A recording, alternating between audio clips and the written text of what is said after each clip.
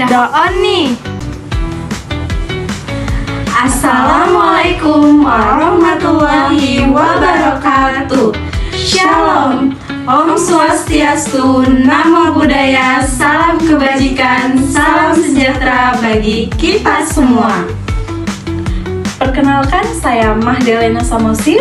Saya Maharani. Dan saya Nabila Ditami. Kami dari Universitas Pembangunan Pancabudi, Fakultas Sains dan Teknologi, Prodi Sistem Komputer. Di sini kami akan mendemokan tugas kelompok kami dari mata kuliah Framework Pengembangan Web dengan dosen pengampu Bapak Dr. Muhammad Syaputra Novelan, Eskom Mkom, yang berjudul Aplikasi Manajemen Kasir Restoran Berbasis Web. Langsung saja, Mari kita simak. Hai Besti. Kali ini kami akan membuat aplikasi kasir restoran berbasis web, di mana untuk tampilan awal tersedia menu daripada restoran kita. Di sini ada makanan, ada juga minuman yang bisa dipesan oleh pelanggan. Jadi di mana untuk setiap pelanggan bisa melihat menu di halaman awal, kemudian memilih yang ingin dipesan makanannya. Lalu menu yang tadi dipesan akan masuk ke keranjang. Setelah masuk ke keranjang, dilakukan proses pembayaran ke kasir dan akan ada konfirmasinya. Jadi kita coba login ke halaman admin, kita masukkan username dan password. Nah, di halaman admin pada saat kita login akan ada beberapa menu. Untuk tampilan awalnya ada total penjualan hari ini, total pendapatan hari ini, total menu yang tersedia, kemudian ada total pegawai, total pelanggan, dan laporan. Di menu entry reference ada data user. Di sini bisa menambahkan dengan mengklik tombol registrasi user atau bisa menghapus dan mengubah user yang sudah ada. Di sini untuk nama usernya ada owner, admin, kasir, waiters, pelanggan. Selanjutnya ada data makanan. Di sini hanya admin yang bisa proses. Di sini data makanan. Dan bisa ditambah juga di tambah data dan bisa diedit atau dihapus. Nah, di sini kan tadi ada beberapa yang makanannya tidak tersedia. Nah, ini tidak tersedia, bisa kita ubah gitu ya. Untuk makanannya kita bisa ubah jadi tersedia. Nanti bakalan muncul makanannya di sini sudah berubah. Yang tadinya tidak tersedia menjadi tersedia. Kemudian selanjutnya ada entry order. Jadi di sini admin ini bisa proses entry, proses order. Kemudian ada entry transaksi. Di sini ada mungkin nanti ada yang proses pembelian di sini akan muncul datanya. Nah, ini kita tinggal pilih mejanya yang mana. Terus pelanggannya siapa gitu ya. Nanti total harganya akan muncul. Kemudian bisa kita potong harganya dengan diskon. Nanti total bayarnya akan muncul di sini. Dan pembayarannya berapa, nanti kembaliannya akan muncul di sini untuk proses pembayarannya nanti. Kemudian ada laporan di sini. Laporan yang pembelinya sudah selesai. Dan ini menu keranjang apabila dari sisi admin yang proses pemesanan sendiri. Nah, ini untuk halaman admin gitu ya. Untuk halaman admin menunya kalau kita bilang tuh semua menu ada teropen gitu. Jadi itu dia untuk halaman admin.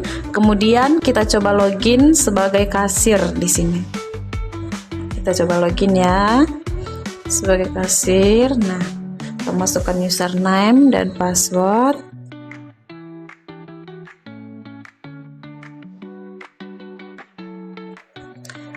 Nah, di sini yang muncul pertama ada entry data. Entry data di sini hanya menampilkan data user dan tidak bisa proses edit atau melihat user dan passwordnya. Kalau tadi kan admin tuh bisa melihat user serta password. daripada user lainnya. Tapi untuk di sini, untuk kasir dia hanya bisa melihat level user dan tidak bisa melihat username serta password dari user yang ada. Kemudian di kasir hanya bisa memproses entry transaksi ya, dimana nanti dari pelanggan atau dari waiters yang proses pemesanan. Nah, di kasir ini hanya bisa memproses entry transaksi saja. Kemudian ada menu laporan. Nah, di kasir ini ditampilkan menu itu saja ya. Jadi kita coba login sebagai owner ya. Login sebagai owner.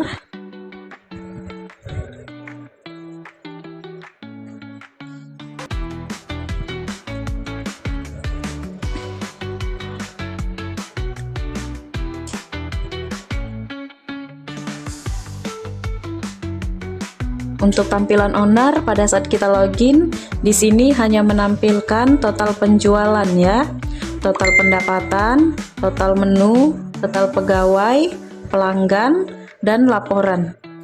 Jadi di sini menu lainnya hanya ada menu laporan saja. Bisa proses pemesanan maupun proses pembayaran. Selanjutnya ada di waiters. Kita coba ya. Login waiters, kita masukkan username, password.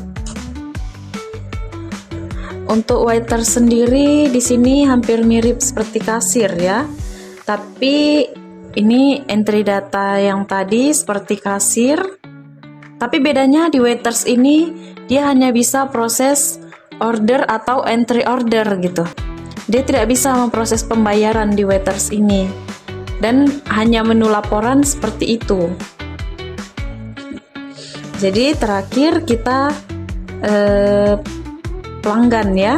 Di sini kita coba login sebagai pelanggan. Kita masukkan username kembali, kemudian password. Dan untuk pelanggan di sini hanya menampilkan halaman utama saja untuk proses pembelian ya. Seperti itu. Nah, di sini apabila pelanggan belum ada akun untuk proses pembelian, di sini pelanggan bisa registrasi terlebih dahulu. Misalnya saya sebagai pelanggan di sini, saya akan daftar terlebih dahulu.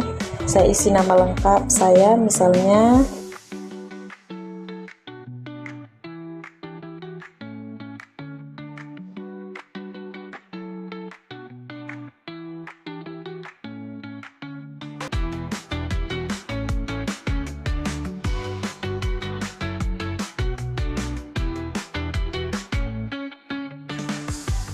Saya submit. Nah, di sini akan kembali ke tampilan login ya. Tadi saya sudah daftar dengan username dan password, dia akan login.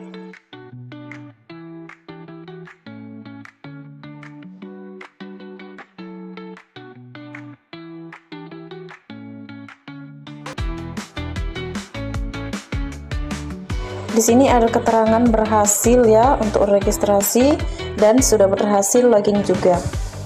Nah, contoh misalnya saya sebagai pelanggan ingin membeli ayam geprek. Misalnya sebanyak 1, keterangannya misalnya pedas. Nah, harganya 25.000, ini keterangannya, dan di sini jumlah pemesanannya. Misalnya saya pesen 2 gitu ya, pedas saya tambah, dan kemudian saya mau minumnya itu jus strawberry ya. Ini saya hanya pesan 1. Setelah saya melakukan pembelian di sini, saya lihat keranjang gitu ya. Nah, di sini sudah ada menu yang tadi saya pesan, yaitu ayam geprek dan jus strawberry. Di sini saya tinggal pilih untuk mejanya, misalnya saya pilih meja nomor 2. Di sini keterangannya ya. Nah, di sini saya proses. Nanti ada notifikasi pemesanan sedang diproses. pemesanan sedang diproses. Mohon ditunggu sampai masakan datang ya. Karena kan tadi saya sudah pilih meja. Nah, untuk pelanggan di sini menunggu pembuatan daripada makanan sampai di meja yang tadi kita pilih itu. Meja 2 ya. Dan kemudian sini saya coba login sebagai kasir.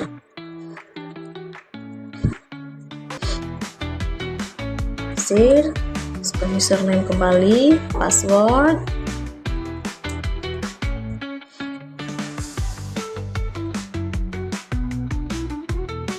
Nah, setelah pelanggan sudah mensubmit atau memproses pembelian dan sudah dihidangkan oleh waiter sendiri, mungkin saya login sebagai waiters terlebih dahulu ya. Waiters terlebih dahulu di sini. Nah, login waiters. Nah, nanti dari waiter sendiri di sini akan muncul di entry. Nah, nanti dari waiter sendiri di sini akan muncul di entry order ya.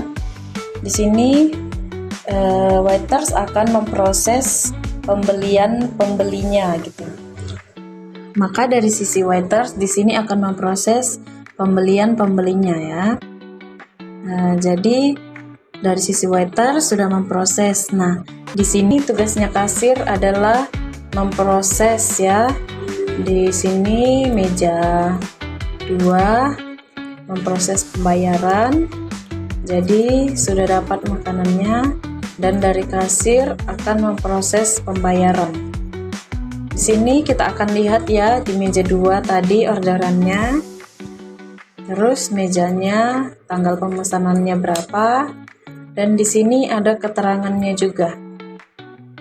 Di sini ada menu yang dipesan ya. Di sini tadi namanya adalah Rapli ya, yang menjadi nama pelanggannya. Di sini ada totalnya 58.000. Saya tidak menambahkan diskon.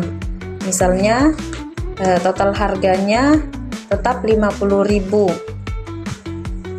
Misalnya dari sisi pelanggan membayar 60.000 gitu ya, dan kita proses pembayarannya.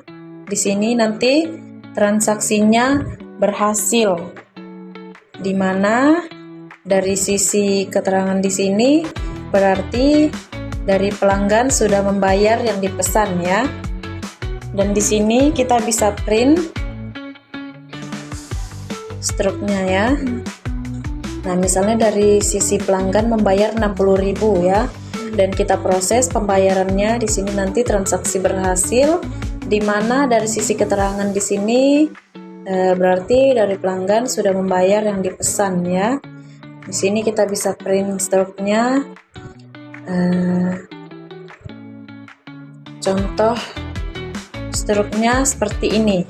Ada tanggal order, terus pembeli, nomor ordernya, di sini menu yang dipesan gitu ya, serta harganya. Nah, jadi ada total tunai yang dibayar dan ini kembaliannya ya. Kita tinggal kasih ke pelanggannya saja. Nah, nanti di menu laporan dia akan masuk di sini ya. Laporan apabila transaksi sudah selesai semua itu. Jadi di sini menu laporannya sudah ada dan kita bisa print bila dibutuhkan dari sisi pelanggannya itu apabila stoknya hilang atau rusak ya. Mungkin cukup sekian demonstrasi terkait aplikasi kasir berbasis webnya. Jangan lupa like, komen, dan subscribe. Bye bye bestie.